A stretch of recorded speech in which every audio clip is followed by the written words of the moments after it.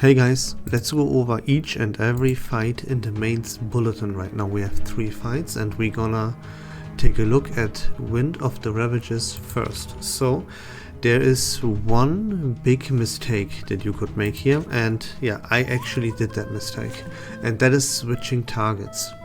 You have 2 enemies right here. You have this guy here, the Bearer of Hardship, and you have Wind Fury Incarnate. Now, what I did was, I switched target and I kept attacking this Wind Fury Incarnate because I thought that is the boss and that's who I wanted to take down. And that was a big mistake, because you have to keep attacking this guy. Why? Because he has 20 stacks of Quiet Grudge. And if he has enough of those stacks, he will convert these Quiet Grudge stacks into an incantation that you will get into your hand, and you will have to get rid of it, because otherwise they will detonate and they will deal a tremendous amount of damage to you. The problem also is that when you want to get rid of them, they consume 1 AP, so you will be able to attack less, but you can completely negate this and never ever get this incantation into your hand ever. And how to do this is very like, it couldn't be simpler. It is simply that you never switch your targets to the Wind Fury Incarnate. You keep always and non-stop attacking the Bearer of Hardship. And if you just keep attacking this guy non-stop, like use and attack incantations on him, you will never struggle with anything, and you will survive all 30 rounds and rack up a huge ranking, just like I did. Don't worry, we do not go over the entire fight, right? I recorded some footage and I want to show you that you never get one of those incantations in your hand to begin with, right? By just simply attacking this one target, and never switch your targets. Constantly use attack incantations on this guy in the front and you will be fine. So now let's take a very quick look at in-game footage and see how this battle looks in action. So here we got the footage and you can see I'm already SSS ranking, right? I just keep attacking, and you can already see here that I don't really have enough attack incantations in my hand, right? So I use the melody to reset my hand and hope that I get enough attack incantations to keep attacking the guy in the front. And that is all you do. Like these 2 enemies, they barely even fight back ever, right? All you have to do is really just keep attacking the boss non-stop with ultimates, with attack incantations, extra actions, and you have to make sure that this guy never has 20 stacks available to himself. You can see he has 16 stacks, right?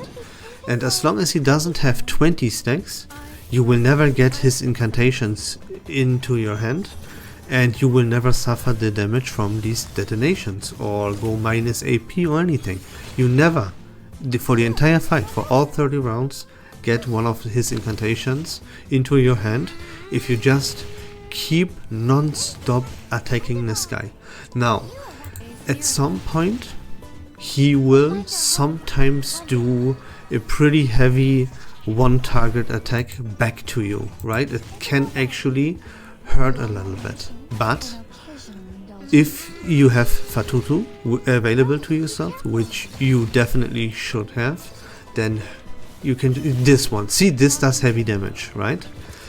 And to negate this damage, you can use Fatutu's buff just once, right? Remember, keep attacking non-stop. Just sometimes use Fatutu's buff once, so that this single target damage that the enemy does gets spread around across all of your team, and then it will just tickle you a little bit, right? It's actually cute then.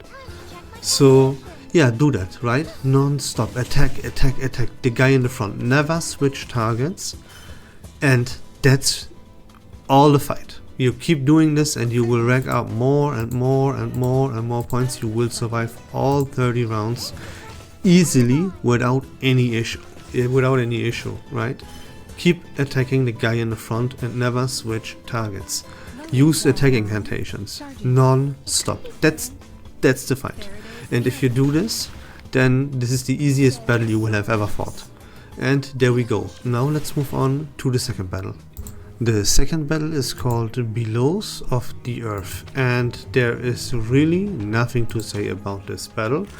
One note that can help you is to bring mass attacks, like bring attacks that attack the entirety of the enemy team, every single one. And that's the name of the game here. Mass attacks, mass attacks, mass attacks. Nothing else in this battle matters. You keep attacking the boss, of course, non-stop, this big guy. And yeah, again, mass attacks, right? And every time the boss or one of its adds die, they actually explode and deal damage to each other. And that's it, really. You just keep on spamming out mass attacks, and that's it. Whenever some enemy dies, they explode. See? You see that explode again, boom, explode, right? And every time someone dies, Lucy is using her extra attack. You see how this goes? So that's it. Bring mass attacks. If you have Lucy, she completely and utterly obliterates this event on her own. It's pretty much on autoplay, right? And yeah, like, I wish there was more to this battle and I could keep yapping about it a little bit, but there is just nothing. It's really that simple. Mass attacks, and that's it. Keep focusing the boss down non-stop. Because also when he dies, he explodes, and then the adds die from his explosion, and then they explode. You know, you get the point. It's a chain reaction here. I can only highly recommend you use Lucy for this fight, because as you can see, this battle is on auto, it's idle, right? Yeah, you see the explosions. And like, that's about it, right? I will stop the battle right here, because there is just nothing else to it. Use mass attacks. Which Afflatus you use or what character exactly you use doesn't matter. I highly recommend Lucy. If you have her, definitely go for it. Other than that, use mass attacks again. Now, let's move on to battle number 3, which is called Echoes of Opera. And it's kind of the same story, but here there is a little caveat to it that you have to know. First of all, you have to have your main DPS character be at slot number 1, right where my Lucy is here. There needs to be your main DPS, and that is because your opponent uses a buff. Actually, it's not a debuff, it's a buff called Special Guest on your main DPS, like the leftmost character gets the buff Special Guest, and this buff increases the damage dealt by the leftmost character significantly. It's crazy. But it also grants 10 stacks of heightened standards, and you have to reduce these heightened standards debuffs to 9. That would be the best case scenario, but they will get lower as the battle progresses. So when you have 10, you will get 10 stacks of this at the beginning of the battle, and you have to immediately, round 1, lower this by 1 stack, otherwise you will not be able to act.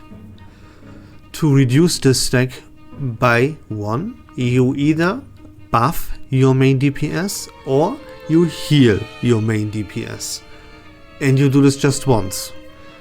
And then only again, you never buff him again and you never heal him again unless it is like totally necessary. Like, let's say if you wouldn't buff or heal him, he would actually die. That is the only time where you use a heal or a buff on your main DPS. Because every time you do, you reduce the heightened standard stacks by 1. And if these stacks fall below 5 stacks, then you lose the special guest buff, which you want to keep for the entirety of the battle and for all 30 rounds. So yeah, that is what you have to keep in mind when the battle starts. Like, let's jump in battle and see how this looks. Other than that, nothing really matters. You see, you don't need a special afflatus, everyone gets stat buffs, and so on and so forth. You even have leech rate, right? Look at this. After each action, gain damage bonus plus 10% and leech rate plus 5%. So you want to keep using and using your main DPS non-stop with that special guest buff. But again, he cannot act if you don't heal him or buff him. Let's see this. You see? My Lucy gets a buff. Boom. But she cannot act because she has 10 of those stacks. Now simply what you have to do is you have to buff her once.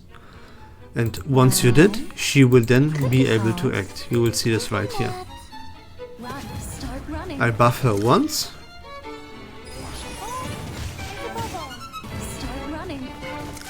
Well, let this play out, and there we go, she woke up, because now she doesn't have 10 stacks of heightened standards anymore, because we just reduced it by 2. Yeah, see, now I buffed her twice, because my Mrs. New Bubble buffs her automatically, because whenever one of my allies gets attacked, she grants a shield to all of them, and that counts as a buff. So you don't want to be like me, you want to refrain from using characters that heal and or buff passively, right? So yeah, Mrs. New Bubble is not a good choice for this fight, but I mean, I still racked up a huge ranking here, and right? But you don't want to do that, because that will take off the special guests buff at one point, and you never want to take this buff off. And that's all you have to do, right? First round, buff or heal your main DPS, which is the leftmost character, once. And then you will be golden. And yeah, remember, never buff or heal her again unless 100% necessary. You never need to heal her, because remember, she gets leech for every action she does. She gets leech rate plus 10% for the round, right? So she will heal herself. You never have to heal her. Just keep in mind, don't buff her, because yeah, you know why at this point.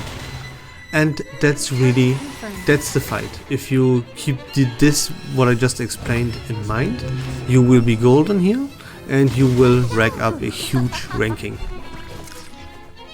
Now yeah, let's do one more round, and then that's it. Yeah, don't buff, don't heal. That's really the only rule. And yeah, only a first round.